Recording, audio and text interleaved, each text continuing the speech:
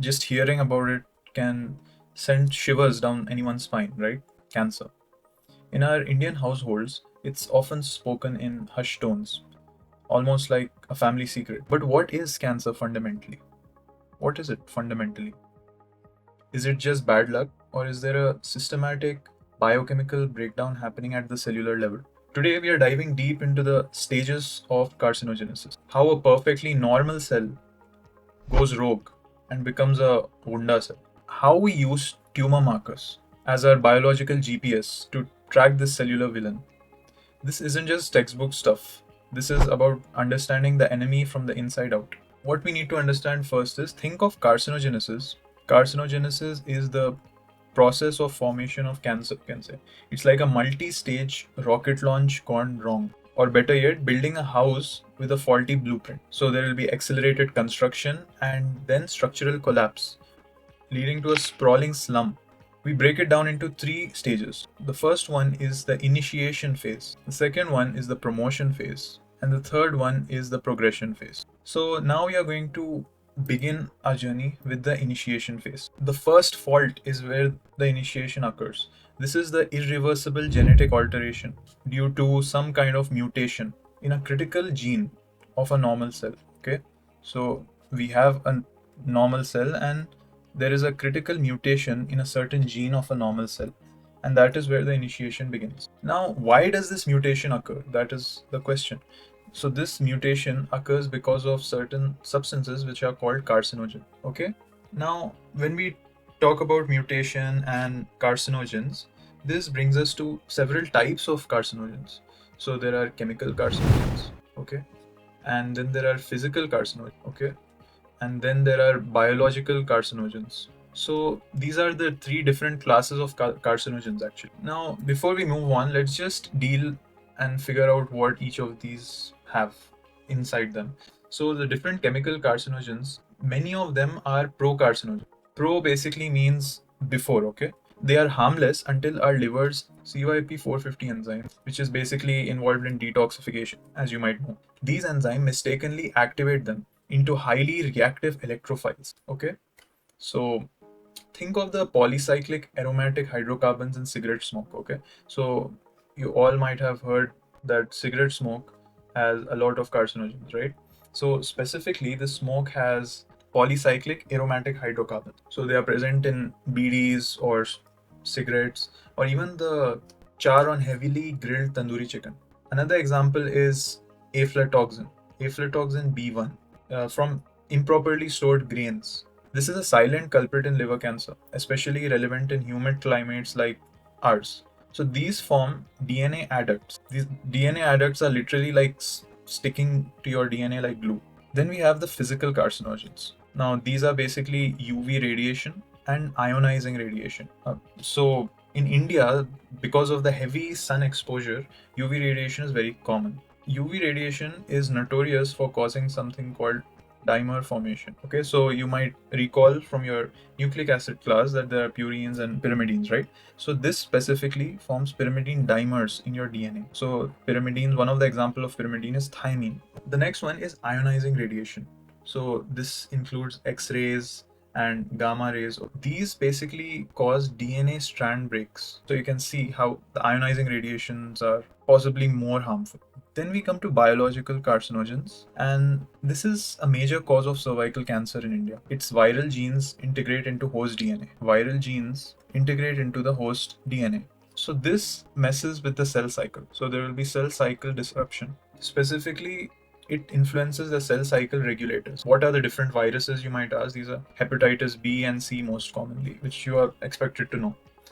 These are huge players in liver cancer. We must also talk about DNA repair. Even though there are all these different types of damages of the DNA, which we have seen, there is also a DNA repair mechanism. So normally our cells have amazing repair mechanisms. These are really good, okay? So there are so many different types of DNA repair mechanisms. One of them is nucleotide excision repair or base excision repair or mismatch repair. So these fix a lot of the damages. But if the damage is too much, that is when the problem, or if repair mechanisms are overwhelmed, like a small police force trying to control a massive crowd during a festival. So when this happens, both these things can lead to mutations becoming permanent. And we don't want this, okay? So mutations occur on a daily basis, but these repair mechanisms control them very efficiently. But when they are overwhelmed or the damage occurring is too high, then these mutations will be permanent. Now that we have seen the different types of carcinogens which cause the mutation, we are still in the initiation process, okay? So we have discussed a couple of examples. Then we talked about how this is controlled by DNA repair mechanisms, right? Now, before we move on to the next step, we must also talk about the targets. So in the beginning, I told you the DNA, if it's damaged at a certain place, that is called a mutation, right?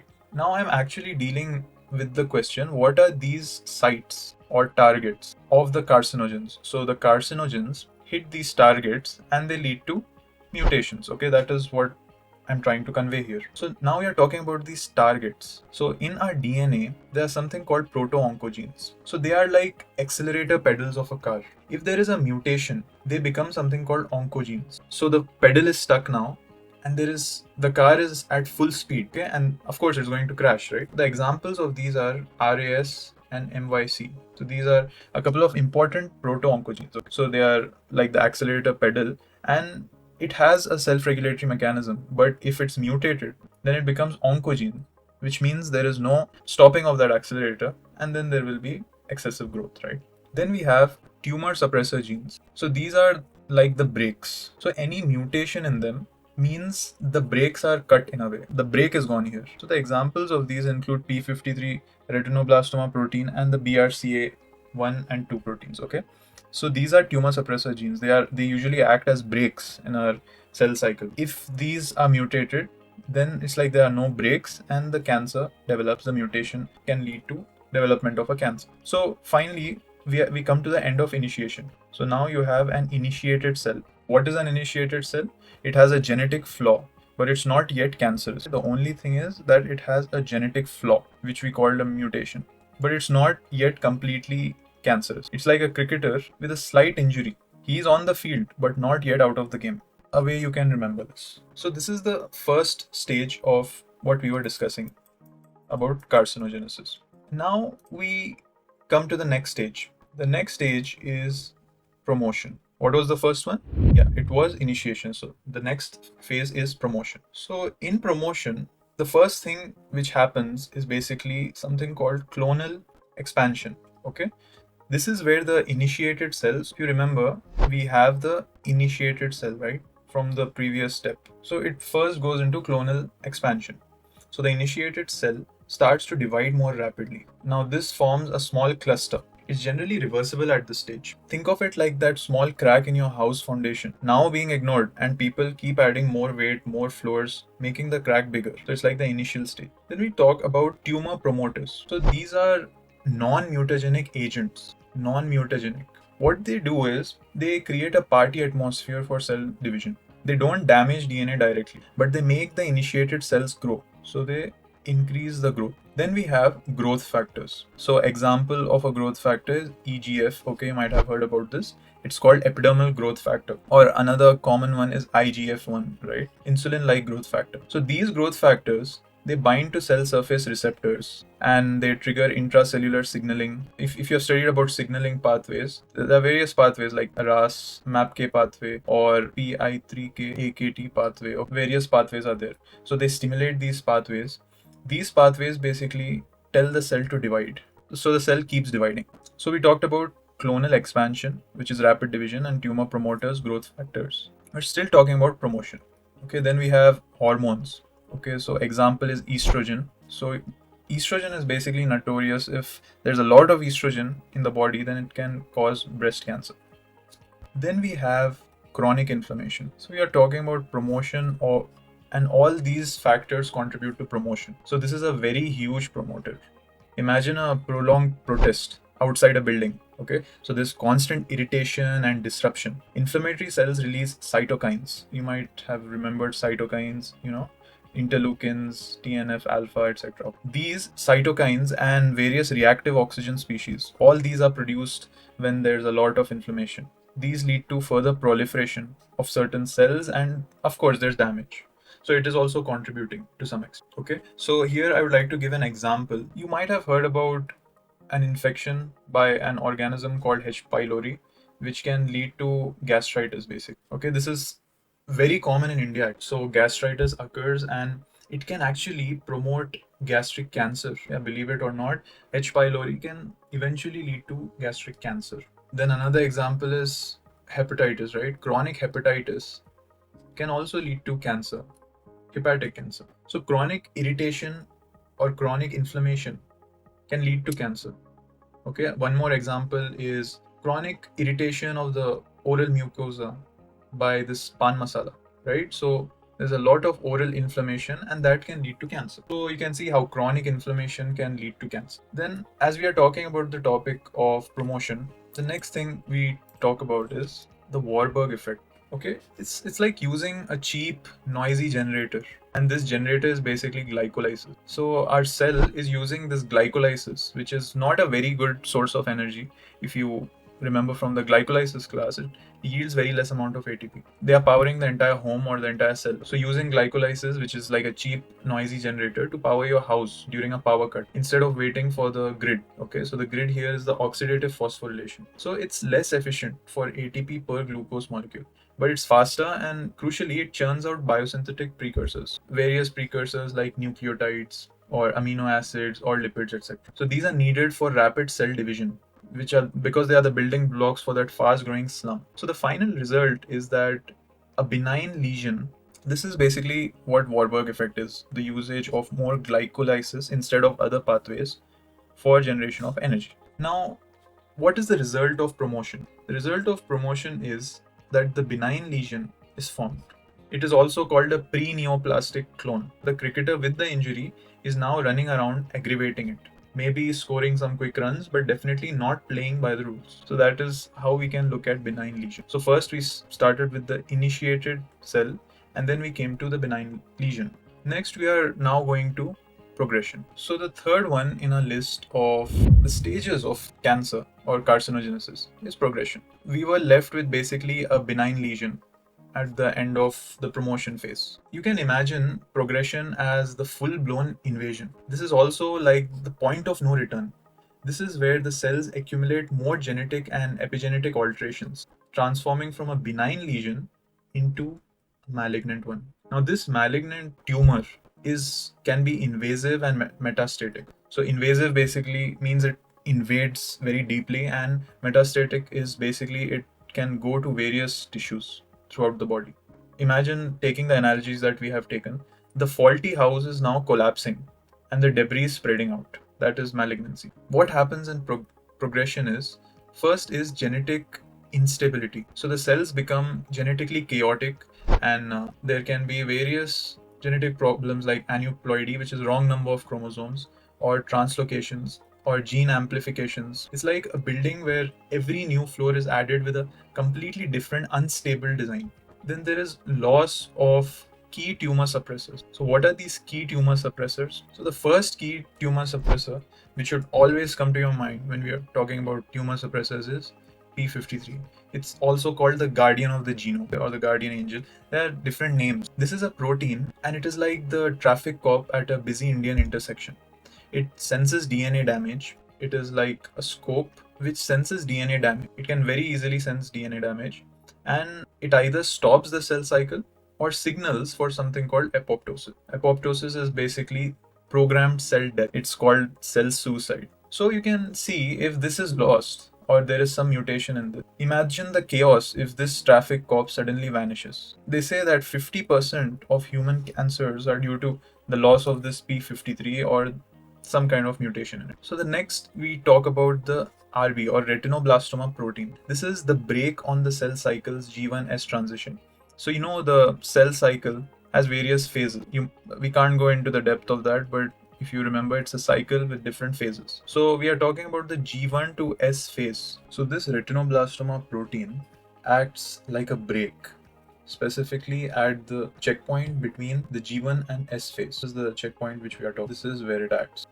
So what do you think happens if this retinoblastoma protein loses its functionality? Of course, if it loses its functionality, there is no break. And if there is no break, there is cancer, right? So we just now talked about loss of tumor suppressors. So the next thing we are going to talk about is telomerase activation. So what happens is normal cells have limited division because their telomeres, which are basically the chromosomal caps. This is how our chromosomes look. For example, this is the X chromosome, and the chromosomal caps are basically telomeres. So normal cells have limited division because their telomeres, which are the chromosomal caps, shorten. So cancer cells reactivate this enzyme. This rebuilds the telomeres, and this grants them immortality. And immortality is basically what we mean by non-dying. So the cells never die, like a magic potion for endless life. Okay, that is immortality. Next, I want to talk about something called angiogenesis. So angiogenesis is nothing but new blood vessels. As the tumor grows, it needs its own supply chain, right? If it's small, okay, you can rely on certain major blood vessels.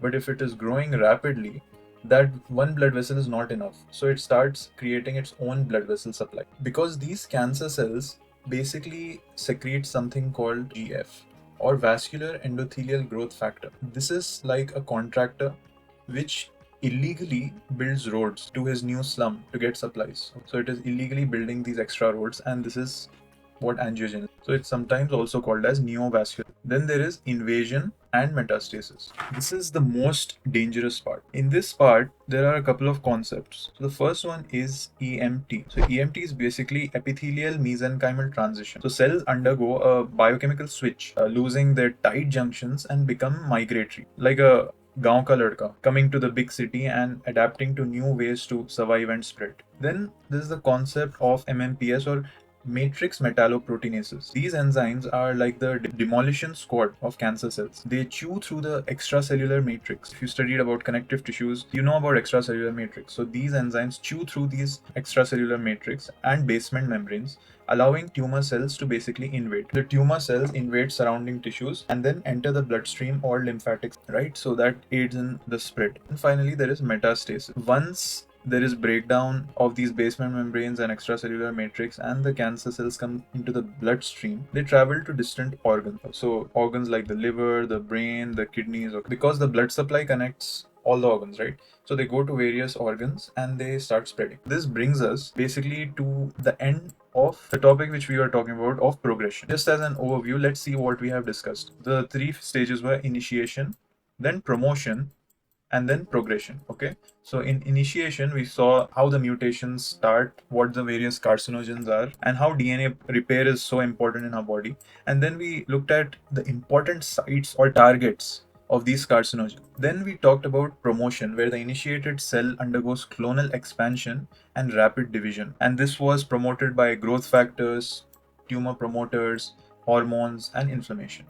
And we talked about a couple of examples like H. pylori, which can cause cancer. And we talked about the concept of the Warburg effect. At the end of a promotion, the initiated became the benign lesion, and this benign lesion goes into progression. The progression is like the most dangerous, where the benign becomes a malignant. And here we talked about the reasons for that. So there is genetic instability and loss of tumor suppressors like P53, retinoblastoma protein. And then we saw how telomerase activation plays a role in providing this immortal nature to these cells, and how angiogenesis works, and then how invasion of these unstoppable cells occurs, and that leads to metastasis. So finally, at the end of all these stages, we basically have a metastatic or malignant cancer. So by now you know what that means. I would like to discuss about a couple of clinical correlations, basically something called tumor marker. So what do you think these tumor markers are? So I want you to think, how do we track these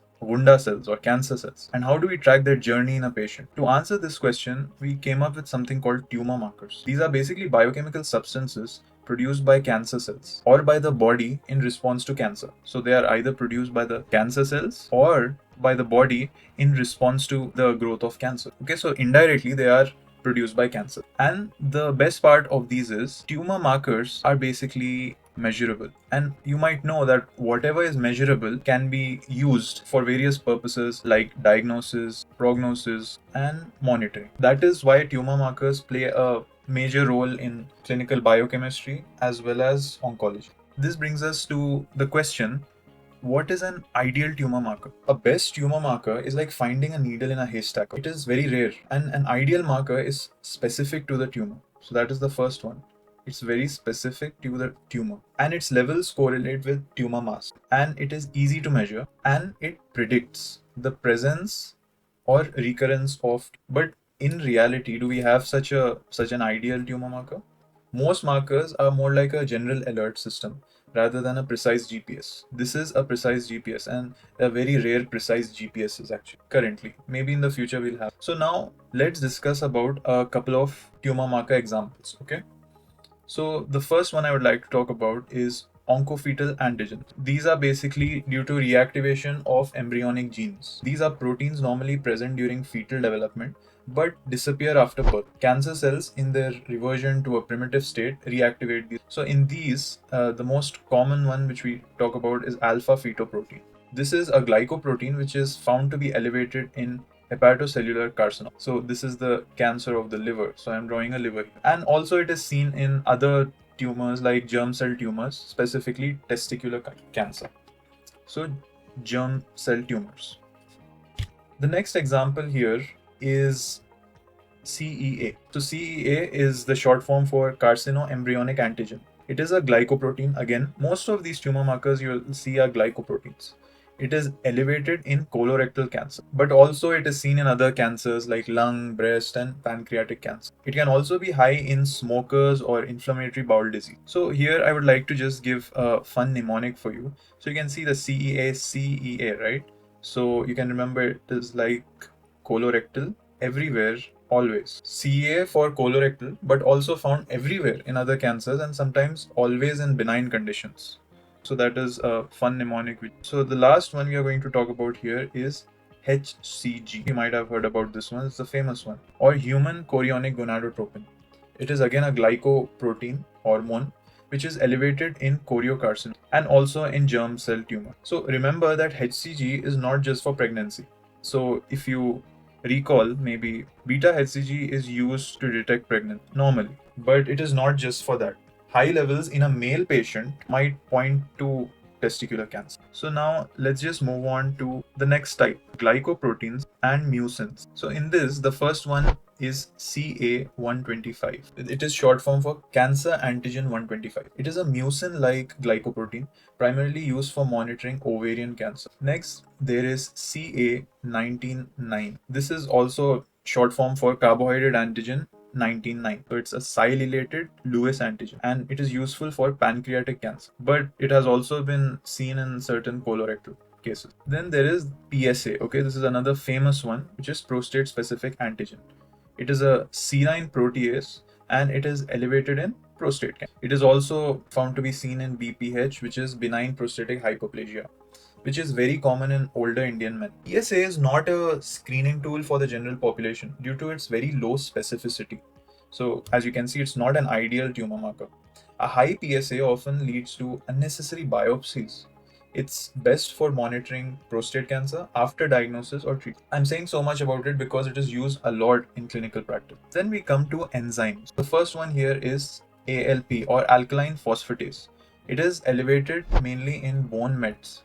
Mets is short for metastasis or liver involvement. So bone or liver. Next we have lactate dehydrogenase. It is a ubiquitous enzyme and it converts pyruvate to lactate. It is found to be elevated in many cancers like lymphoma and germ cell tumors, and it reflects high cell turnover and the Warburg effect. It is not specific but useful for prognosis and monitoring treatment. Next we come to oncogene products and genetic mutation. These are like the future of oncology. So the first one here is human epidermal growth factor receptor 2.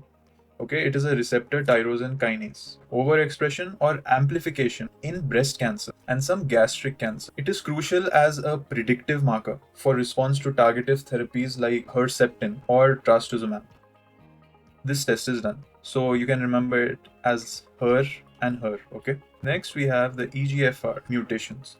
These are specific mutations in the EGFR gene in a non small cell lung cancer, and it predicts response to tyrosine kinase inhibitors. Then we have KRAS mutations. Mutations in the KRAS oncogene, which is a small GTPase. It is seen in colorectal cancer. It is also seen in pancreatic and lung cancer, and they often predict resistance to certain EGFR targeted therapy. Then there's the BRCA1 or 2 mutation. These are mutations in tumor suppressor genes and increase risk of hereditary breast and ovarian cancer. It is critical for genetic counseling and targeted therapies.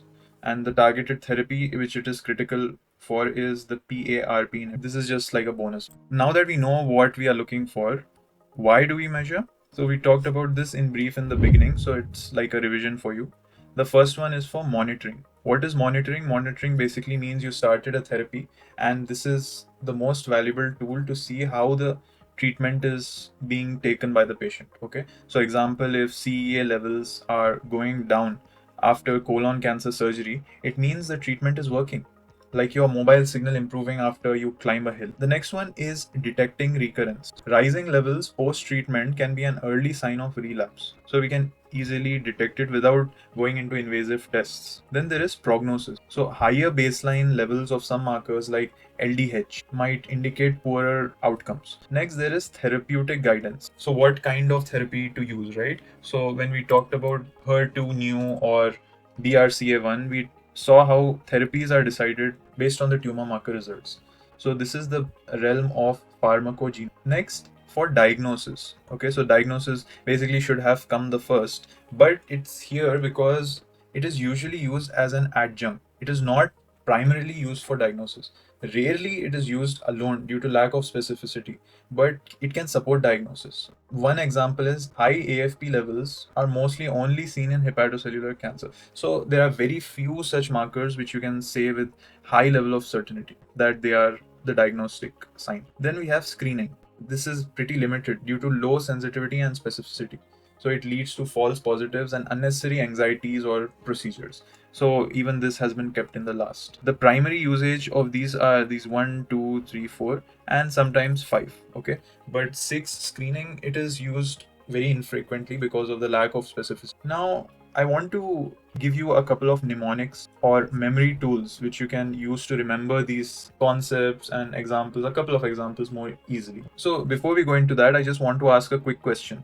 What are the 3 stages of carcinogenesis? If you recall, they are the 3 stages are initiation, promotion, and progression. So now let's just come to a couple of mnemonics. So think of a busy Indian market. Cart all potatoes heavy. So cart all potatoes heavy. This is basically CEA, AFP, PSA, and HCG. Now the special part in this is why cart all potatoes heavy and why these is because CA is basically done for colorectal and AFP is done for, so AFP here we have two L's, right? So it's done for liver. Then prostate is, PSA is done for prostate, and HCG or heavy, it has CNG, right? So choriocarcinoma and germ cell tumor. So that is a mnemonic. So lastly, I just want to give you a brief summary. So I'm just going to give the high yield takeaways, right? Like always. The first one is carcinogenesis is a multi-step biochemical process, right? So mainly 3 steps is what we talked about. And these were initiation, promotion, and progression. Initiation was irreversible DNA damage, promotion was reversible proliferation, and progression was irreversible malignancy, invasion, and metastasis. Next, the key players. What were the key players? So the key players were oncogene. These were the accelerators. Then tumor suppressor genes. These were the brakes. Then DNA repair mechanism, right? These were the mechanics. And then carcinogen. These were the poisons. And then promoters. These were like the fuel.